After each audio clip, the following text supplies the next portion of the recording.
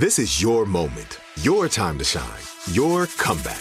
You're ready for the next step in your career, and you want an education employers respect. So you're not just going back to school, you're coming back with Purdue Global. Backed by Purdue University, one of the nation's most respected public universities, Purdue Global is built for people who bring their life experience into the online classroom. Purdue Global, Purdue's online university for working adults. Start your comeback today at purdueglobal.edu. Hi, friend. It's your inner child calling. And they want churros. A new toy. And a new adventure. Or maybe 5. With the bestest besties on Earth. Find your moment at Walt Disney World Resort.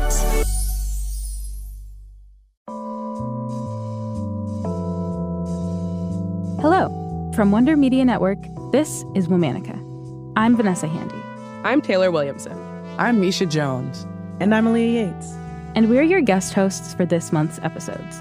To commemorate Black History Month, we're talking about Renaissance women. As part of the famed cultural and artistic Harlem Renaissance movement, these women found beauty in an often ugly world. As Black producers here at Wonder, we wanted to use this month to share our history and tell the stories of some powerful Black women who came before us. Today, we're exploring the remarkable life of a woman whose quiet but profound influence helped shape the cultural and intellectual boom of the Harlem Renaissance. Let's talk about Regina M. Anderson Andrews. Regina Anderson was born in Chicago, Illinois on May 21st, 1901. A woman of mixed heritage, her ancestry included Native American, Jewish, Swedish, and East Indian roots. Regina enjoyed an upper-middle-class upbringing due to her father's success as an attorney. When her parents divorced, she spent a few years living with her maternal grandparents in a town 2 hours outside of Chicago. She returned for high school and graduated in 1919. Despite living in an era when racial and gender barriers were firmly entrenched, Regina never let societal constraints define her aspirations. She enrolled at Wilberforce University in Ohio, but only attended for 1 year. However, it was during that 1 year that Regina got a job at the school's Carnegie Library. She continued her librarian pursuits back in Chicago as a library assistant through the Chicago Public Library's apprenticeship training program. In 1922, Regina moved to New York City, a place buzzing with the energy of the Great Migration. She immediately applied for a job at the New York Public Library. The NYPL had branches all around the city, but library employees were often assigned to locations based on neighborhood demographics and their own racial and ethnic identities. So, Regina was assigned to the 135th branch in Harlem, though she'd never even been to the neighborhood. But there, at the north end of Manhattan, Harlem was becoming a beacon for Black people seeking opportunity, expression, and community. Regina didn't just catalog books. She transformed her library into a vibrant cultural hub. At the 135th branch, Regina invited speakers that challenged American ideals. Joseph Freeman spoke about the legacy of American imperialism. Planned Parenthood founder Margaret Sanger gave a lecture, and famous Black socialist Hubert Harrison also visited. She made sure that visiting guests, like Langston Hughes, had a place to work in the library. Under her influence, this branch became a vital resource for Harlem residents and a meeting ground for intellectual exchange. Shortly after getting the job at 135th Street, Regina moved out of the downtown YWCA she'd been living at and into an apartment at 580 St. Nicholas Avenue. She moved in with 2 other women, Ethel Ray Nance and Luella Tucker. They called their spot the Dream Haven. It quickly became a meeting place for writers, musicians, activists, and artists who all found refuge and inspiration within the Dream Haven's walls. publicly. The apartment was known as the West Harlem Literary Salon. Regina became an integral part of Harlem's burgeoning community of creatives, including the likes of Langston Hughes, Claude McKay, and W.E.B. Du Bois. So much so that in the spring of 1924, she was asked to help organize a dinner at the Civic Club. The Civic Club was the only private club in the city to allow Black and white people to eat together. Charles S. Johnson and Alan Locke had the idea to bring together the best and the brightest of Harlem's political and creative scene, with white purveyors of culture over food and drinks. Regina curated a guest list that included members of groups like the National Urban League, the NAACP, and the YMCA. This evening is often cited as the birthplace of the Harlem Renaissance. And it ended with Regina hosting an after-party at the Dream Haven, complete with eggs and bacon. Thought leaders like Du Bois and Alan Locke spent the next year writing letters and raising money for young Black artists to come to Harlem. One of those artists was Zora Neale Hurston, who arrived in Harlem in 1925. She spent her first few nights crashing on Regina's couch.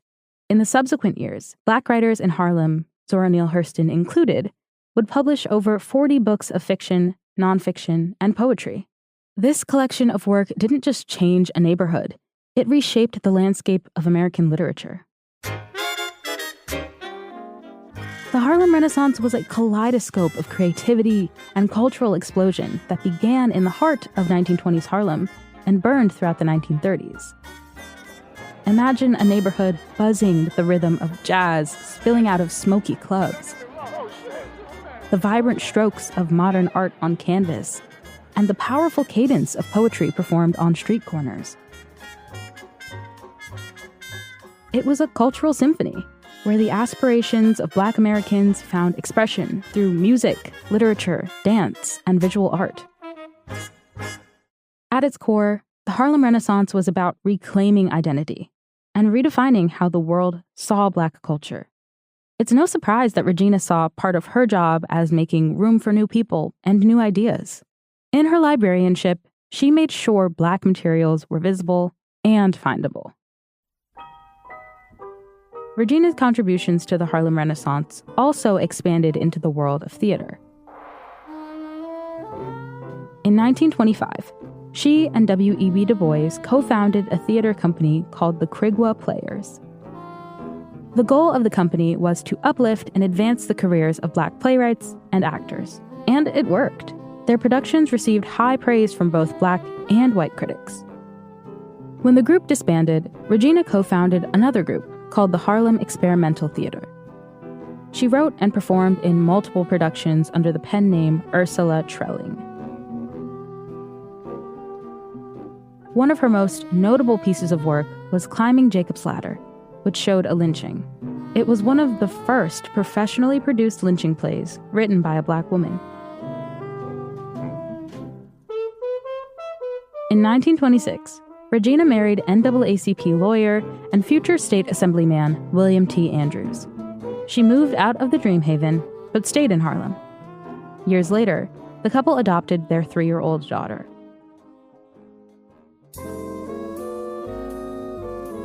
Despite her incredible programming and community engagement work at the library, racist NYPL administrators hindered Regina's growth. She hopped around various library branches in the Bronx and Rivington, proving that she could do this work in any part of the city. But racial discrimination slowed promotions. Finally, in 1938, Regina was promoted to head of a New York Public Library branch on 115th Street. She was the first Black person to achieve this role. The 1939 World's Fair in New York City honored her for her cultural programming work through the library. In addition to her plays, Regina published articles and publications on Black history, including her famous 1946 thesis, A Public Library Assists in Improving Race Relations.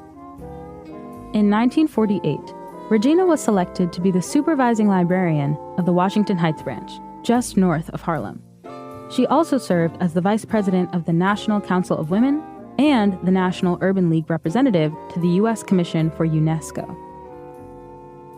At age 65, Regina retired from the library. She and William moved to upstate New York and spent much of their time traveling, but she continued working too. In 1971, she co-edited the book Chronology of African Americans in New York, 1621 to 1966. Regina M. Anderson Andrews died on February 5, 1993. She was 91 years old.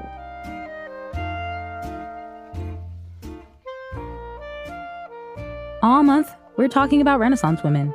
For more information, find us on Facebook and Instagram at Womanica Podcast. Thanks to co-creators Jenny and Liz Kaplan for letting me sit in. Talk to you tomorrow.